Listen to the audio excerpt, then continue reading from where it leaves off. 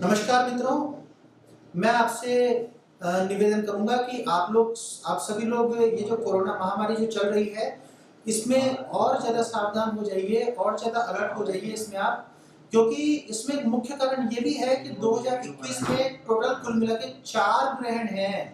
हम अगर ग्रहण की बात करें तो ये 2021 में 4 ग्रहण हैं मित्रों, इसलिए भी कोरोना का प्रकोप इस साल ज़्यादा रहेगा। अगर हम बात करें पहले ग्रहण की, तो एक ये पहला ग्रहण 26 मई 2021 को लगेगा। ये साल का पहला चंद्र ग्रहण होगा 26 मई 2021 को। दूसरे ग्रहण की हम बात करें तो दूसरा ग्रहण 10 जून 2021 को लगेगा।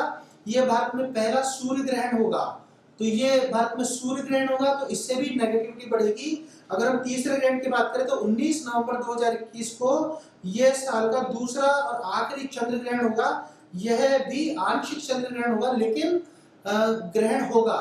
तो इसका असर ऐसा नहीं है कि सिर्फ इंडिया पे ही पड़े, पूरे विश्व में भी पड़ सकता है। तो आप लोग को 2021 में विशेष सावधानी रखने की जरूरत है। चौथा जो अंतिम ग्रहण होगा इस साल का, वो 4 दिसंबर 2021 को लगेगा। वो आखिरी सूर्य ग्रहण होगा इस साल का। इसमें भी यह भारत में दिखाई नहीं देगा हालांकि, लेकिन इसका भी असर, कोरोना जो बीमारी चल रही है, तो साल में 4 बार ग्रहण होना, तो 4 ग्रहण होना, शनि का वक्री होना और गुरु का भी वक्री होना, ये जो स्थितियां बन रही है, ये सारी स्थितियां इसी स्थिति को इंगित कर रही है कि हम देशवासियों को खुशियां नहीं मनाने देंगे, जो शानदार शानदार जो प्रोग्राम होते हैं वो नहीं करने देंगे। उसके लिए कोई ना कोई बहाना ये लोग लेके आएंगे, तो वो बहाना कोरोना महामारी बन गया है। तो मित्रों, आप लोगों को ज्यादा सेफ्टी से आप लोगों को रहना है।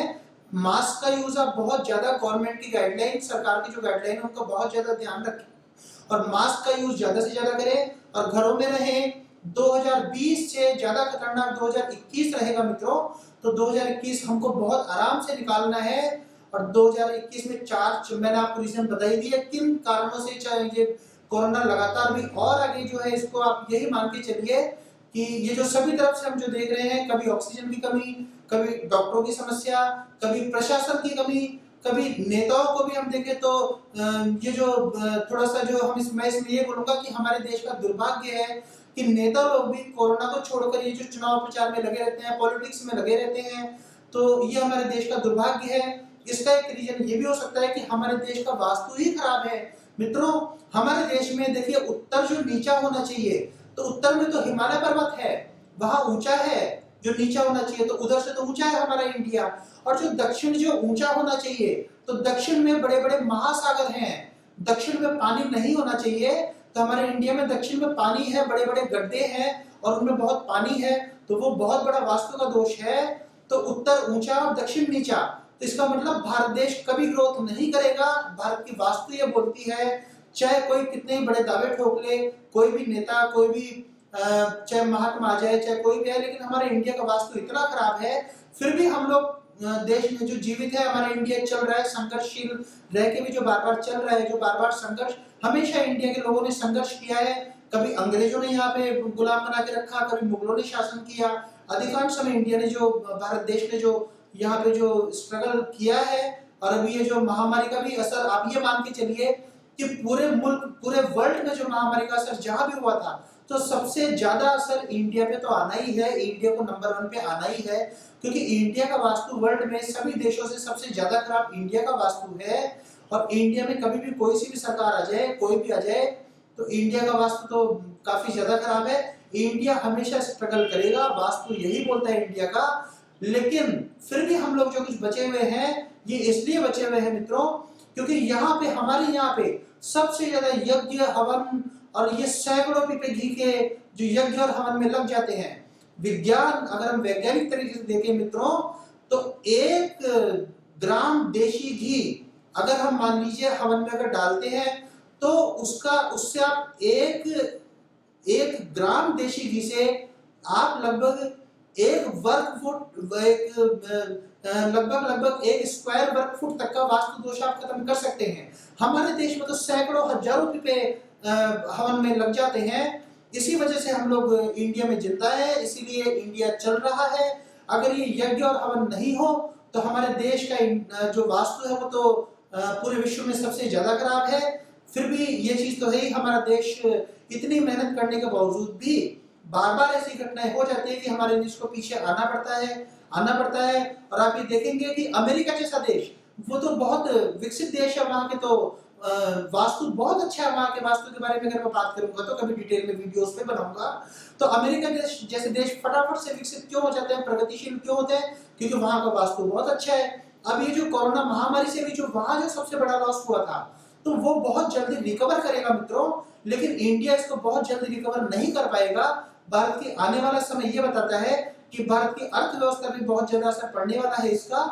तो आप लोग मित्रों इसको थोड़ा सा रोज अपने घर में, भारत में हर घर के अंदर देशी घी का दीपक जरूर जलता है। तो मैं आप लोगों को भी ये सलाह दूंगा कि आप अपने घर में देशी घी का एक दीपक जला के, और एक इस पे जो कोरोना जो चल रहा है, तो इसके लिए ईश्वर से प्रार्थना जरूर करें, वास्तु के दोष को खत्म। ये जो यज्ञ हवन ये है, तो कोरोना में बहुत ज्यादा लोग इकट्ठे होकर यज्ञ हवन तो नहीं कर सकते, लेकिन हर व्यक्ति अपने घर में कुछ ना कुछ अग्नि प्रज्वलित करके, चाहे कपूर जलाए चाहे देशी घी का दीपक जलाए, ये जरूर करें, जिससे हमको थोड़ा सा मदद मिले और हमारे देश में हम कोरोना को रोक पाने में सफल हों। और मित्रों अपना अपना ख्याल रखें। हर व्यक्ति ने, जैसे मैं कहता हूं, मान लीजिए हमारी सरकार श्रीमान्य आदरणीय नरेंद्र मोदी जी ने एक स्वच्छ भारत अभियान चलाया, उसमें मैं आपको एक संदेश देना चाहूंगा मित्रों। अगर हम लोग सब ये निश्चित कर ले कि हम लोगों को सबको अपना अपना घर साफ रखना है और अपने घर के बाहर का एरिया का सफाई की जिम्मेदारी हम ले, तो फिर पूरा भारत हमारा अपने आप ही स्वच्छ हो जाएगा। हमारा अपना अपना घर अगर हमने साफ कर लिया, तो देश में सब लोगों के घर अपने आप खुद ही साफ हो जाएंगे। और हमारे घर के बाहर की जो जिम्मेदारी है वो भी हम उठा ले, तो सब लोगों के घर के बाहर भी जो सड़कें हैं वो अपने अपने जगह का साफ रखेंगे, तो पूरा भारत अपने आप ही स्वच्छ हो जाएगा। सरकार को वहां पे कुछ करने की जरूरत ही नहीं है मित्रों। तो ये स्वच्छ भारत अभियान भी जो मोदी जी ने चलाया था, बहुत अच्छा चलाया था। और कोरोना में तो आपको बहुत ज्यादा स्वच्छ रहने की जरूरत है ही, तो वहां भी आपको मदद मिलेगी। अपना घर स्वच्छ रखें, प्लस अपने घर के बाहर की सफाई की जिम्मेदारी आप स्वयं ले लें। देश में जो वास्तु खराब है हमारे इंडिया का, तो देशी घी वाला मैंने वो जो उपाय बताया, कपूर जलाना और देशी घी का दीपक जलाना, इस तरह से मित्रों आप लोग चले। आगे मैं आपको और वीडियो में नेक्स्ट आपको जानकारी शेयर करूंगा। अंत में मित्रों मैं आपको एक बात ये और बोलूंगा, अगर आपको इस वीडियो से रिलेटेड अगर कोई और प्रश्न पूछने हैं, तो नीचे कमेंट बॉक्स में आप मेरे से प्रश्न पूछ सकते हैं।